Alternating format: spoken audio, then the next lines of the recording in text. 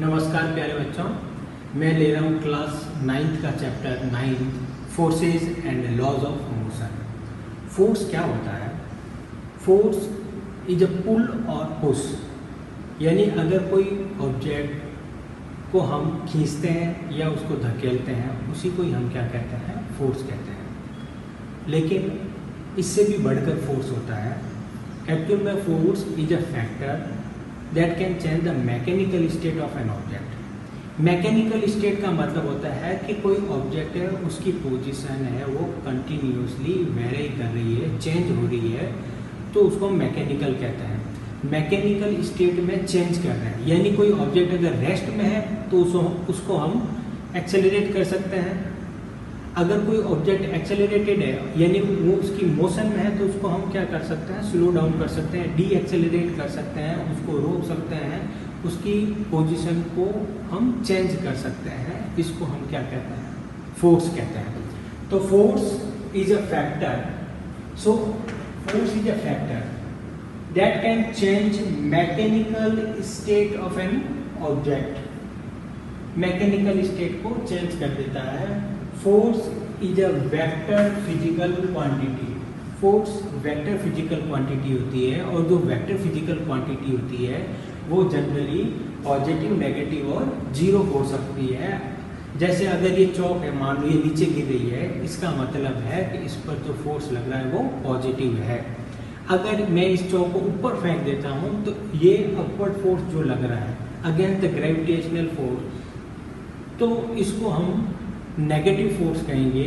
और हो सकता है कि अगर किसी टेबल पर कोई ब्लॉक रखा हुआ है तो इस पर वेट mg डाउनवर्ड लग रहा है और इसकी रिएक्शन अपवर्ड लग रही है। तो अगर ये ऑब्जेक्ट यानी किसी टेबल पर मान लो ये चौक रखी है तो ये रेस्ट में ही रहेगी, क्योंकि इस पर डाउनवर्ड फोर्स नीचे की और उसकी रिएक्शन अपवर्ड लगेगी।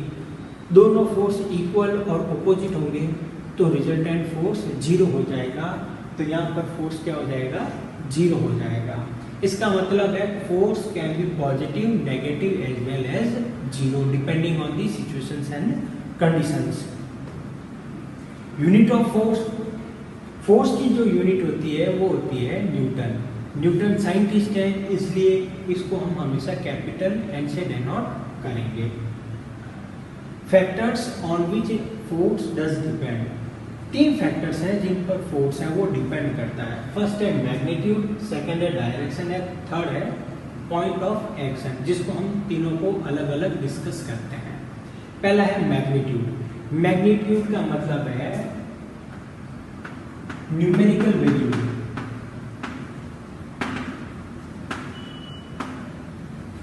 इसका मतलब है कि अगर मान लो कोई ऑब्जेक्ट रखा हुआ है, मान लो ये कोई ब्लॉक रखा हुआ है, इस ब्लॉक को 25 न्यूटन फोर्स चाहिए मूव कराने के लिए। अगर आप इसको 15 न्यूटन फोर्स दोगे तो ये मूव नहीं होगा, चाहे इसको इस डायरेक्शन में मूव कराओ या इस डायरेक्शन में मूव कराओ, किसी भी डायरेक्शन में मूव कराओ। अगर इसको 25 न्यूटन फोर्स की रिक्वायरमेंट है और आप उसको 25 न्यूटन फोर्स से कम फोर्स अप्लाई कर रहे हो तो ये मूव नहीं करेगा। तो मैग्नीट्यूड इंपॉर्टेंट है। अगर आप इसको 25 न्यूटन से ज़्यादा का फोर्स अप्लाई कर देते हो तो ये मूव कर जाएगा, ये इस पोजीशन से दूसरी पोजीशन में चला जाएगा। Second, direction. Direction of force is very very important. अगर मान लो आप यहाँ पर 30 न्यूटन फोर्स अप्लाई कर रहे हैं तो ये इस डायरेक्शन में मूव कर जाएगा, ये xi से xf तक पहुंच जाएगा। लेकिन अगर आपने डायरेक्शन चेंज कर दी, अगर आप फोर्स इस तरीके से लगा रहे हो, डाउनवर्ड डायरेक्शन में परपेंडिकुलरली लगा रहे हैं, और जैसा कि मैंने कहा था 25 न्यूटन चाहिए, और अगर आप 30 न्यूटन लगा रहे हो तो भी ये मूव नहीं करेगा, क्योंकि नीचे सॉलिड सरफेस है जो इसको रेसिस्ट करेगी। तो direction of force is also important to move an object. Third, point of action. उसके लिए हम बात करते हैं एक फलक्रम की, एक लीवर की बात करते हैं। जैसे आपने देखा होगा, ये कोई ऑब्जेक्ट है जो इस पॉइंट सेंटर पर रखा हुआ है। अगर मैं इस पर फोर्स इस डायरेक्शन में लगा देता हूँ तो ये नीचे की ओर मूव करेगा और ये अपवर्ड डायरेक्शन में, तो ये ऐसे मूव करेगा। लेकिन अगर मान लो मैं फोर्स की डायरेक्शन सेम रखते हुए इसको फोर्स इसके सेंटर पर लगा देता हूँ, एग्जैक्टली इसके सेंटर पर लगा देता हूँ, फोर्स की डायरेक्शन भी पहले वाले फोर्स की तरह ही थी, फिर भी ये मूव नहीं करेगा, इसलिए डायरेक्शन और पॉइंट ऑफ एक्शन दोनों फोर्स को अफेक्ट करते हैं। बैलेंस्ड फोर्स, बैलेंस्ड फोर्स वो फोर्स होता है जिस पर vector sum of all the forces is zero. Vector sum of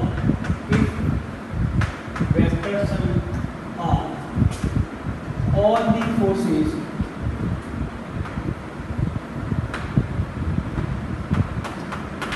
acting on the object is zero, then the resultant force is called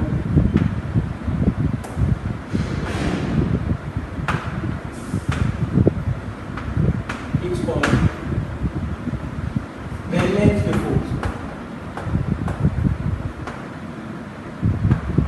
मान लो किसी ऑब्जेक्ट पर, ये कोई ऑब्जेक्ट है, उस ऑब्जेक्ट पर कोई फोर्स लग रहा है F1, एक लग रहा है फोर्स F2, एक फोर्स लग रहा है F3।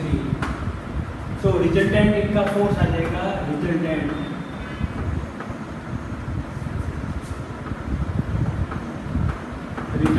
force is vector sum of all the forces F1 vector plus F2 vector plus F3 vector, और ये क्या हो जाएगा, 0।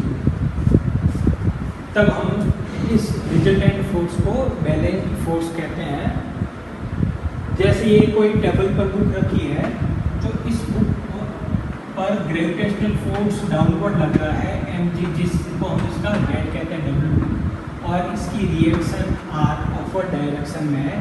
दोनों इक्वल और ऑपोजिट है, दोनों एक ही लाइन पर लग रहे हैं, इसलिए r माइनस mg, क्योंकि दोनों इक्वल और ऑपोजिट है तो रिजल्टेंट 0 आ जाएगा। ऐसी कंडीशन में हम कहेंगे कि बुक जो इस टेबल पर रखी है वो बैलेंस्ड है। इसी तरीके से इस ग्रेव स्टैंड पर जो ये 3 वेट लगे हैं, ये बैलेंस्ड कंडीशन में है। अभी देखो ये रेस्ट में है, तो इस पर F1 फोर्स इस डायरेक्शन में, F2 फोर्स इस डायरेक्शन में और F3 डाउनवर्ड डायरेक्शन में है, तो ये रिजल्टेंट फोर्स बैलेंस्ड है। अगर मान लो इनमें से किसी एक फोर्स को ज़्यादा और एक फोर्स को कम कर दें तो क्या होता है, देखते हैं। मैं इस फोर्स को हटा रहा हूँ और यहाँ से मैं इस फोर्स को कम करता जा रहा हूँ, तो आप देखना ये इधर चला जाएगा और इसको मैं हटा देता हूँ। इसका मतलब है कि जो फोर्स ज़्यादा होता है, रिजल्टेंट फोर्स उधर चला जाएगा। इस टाइप के फोर्सेस को हम कहते हैं unbalanced forces. So unbalanced forces,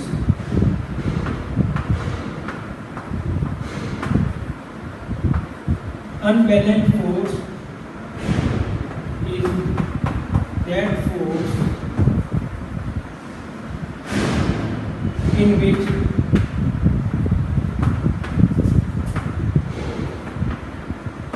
vector sum of all the forces, vector sum of all the forces is non-zero. That is, F resultant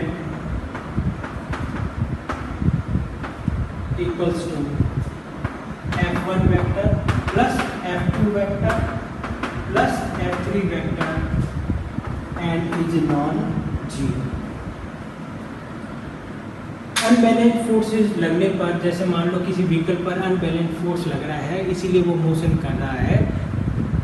अगर मान लो कोई ऑब्जेक्ट मोशन में है, इसका मतलब है वो उस पर अनबैलेंस्ड फोर्स एक्ट कर रहा है।